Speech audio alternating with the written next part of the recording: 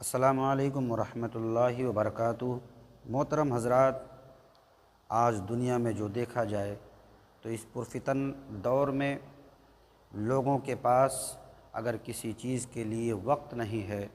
تو وہ وقت ذکر خدا کے لیے نہیں ہے، اللہ کا ذکر کرنے کے لیے بندے کے پاس وقت نہیں ہے۔ باقی اپنا کام ہو،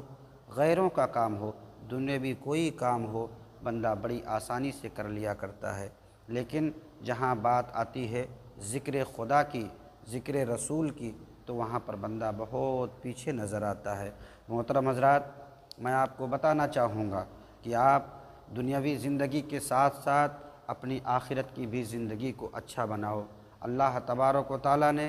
ہمیں اور آپ کو ہر نعمتوں سے نوازا ہے، اور ہم اللہ کا جتنا بھی شکر ادا کرے کم ہے، لیکن دیکھا یہ جا رہا ہے کہ آج لوگ گناہوں کی طرف زیادہ راغب ہیں اور نیکیوں کی طرف کم۔ یاد کرو، یہ زندگی چند دن کی ہے، آنکھیں بند ہو جائیں گی، دنیاوی ساری چیز چھوٹ جائے گی، اور اپنے ساتھ جو جانے والی چیز ہے وہ بس وہی ہوگا جو ہم نے نیک عمل کیا ہے۔ باقی ہم اللہ کے ذکر سے جس طریقے سے غافل ہیں، یہ ہمیں اور آپ کو احساس ہونا چاہیے، کیونکہ اللہ تبارک و تعالیٰ اتنا بڑا رحمان و رحیم ہے کہ اس کا اندازہ نہیں لگایا جا سکتا کہ ہم گناہ پہ گناہ کر رہے ہیں، اور اللہ تبارک و تعالیٰ کی رحمت اتنی بڑی ہے، اتنی بڑی ہے کہ اللہ تبارک و تعالیٰ ایک پل میں بندے کے تمام گناہوں کو معاف فرما کر اسے جہنمی سے جنتی بنا دیا کرتا ہے۔ اللہ کی شان یہ ہے۔ لہٰذا میں آپ کو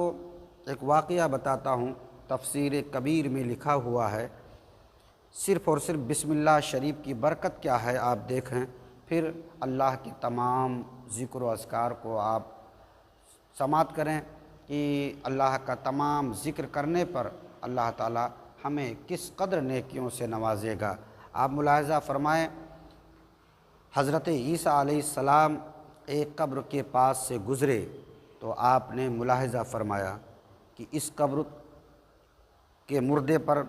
فرشتے عذاب کر رہے ہیں۔ یہ ملاحظہ فرمایا آپ نے اور تشریف لے گئے۔ آپ اپنی ضروریات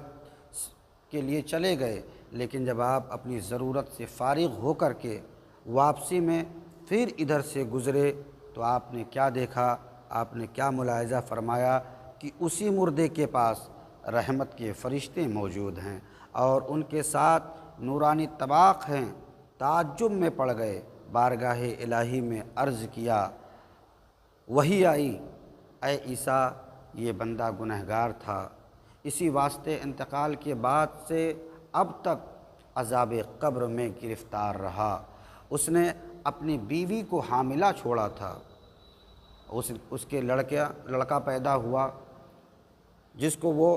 پرورش کرتی رہی، اس کی بیوی اپنے بیٹے کی یعنی پرورش کرتی رہی، یہاں تک کہ جب وہ بڑا ہو گیا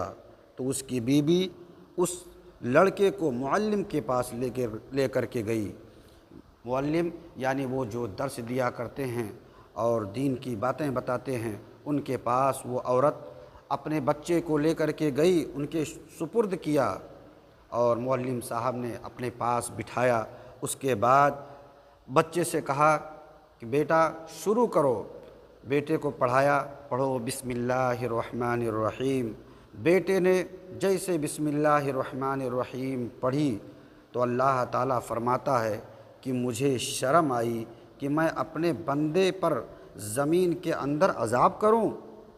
جس کا بیٹا زمین کے اوپر مجھے رحمان الرحیم کہہ رہا ہے، میرا نام لے رہا ہے، اور میں اس رحمان الرحیم کہنے والے کے باپ کو قبر میں عذاب دوں۔ لہٰذا اس کے رحمان الرحیم کہنے سے اللہ تعالیٰ نے اس کے عذاب کو رحمت میں بدل دیا۔ عزیزان ملت اسلامیہ، آپ نے دیکھا کہ صرف اور صرف بیٹے نے اللہ کو رحمان الرحیم کہا، اللہ کی رحمت کو گوارا نہ ہوا کہ اس کے باپ کو قبر میں عذاب دیا جائے۔ آج اگر ہم پنجگانہ نماز کی پابندی کریں گے، قرآن کی تلاوت کریں گے اور تمام طریقے سے ہم نیک عمل کریں گے تو اللہ تبارک و تعالی ہمیں اور آپ کو کس قدر نیکیوں سے نوازے گا۔ جس چیز کی مجھے اور آپ کو سبھی لوگوں کو ضرورت ہے کہ کل بروز قیامت صرف اور صرف نیکیوں کی بدولت بندہ جنت کا حقدار ہو۔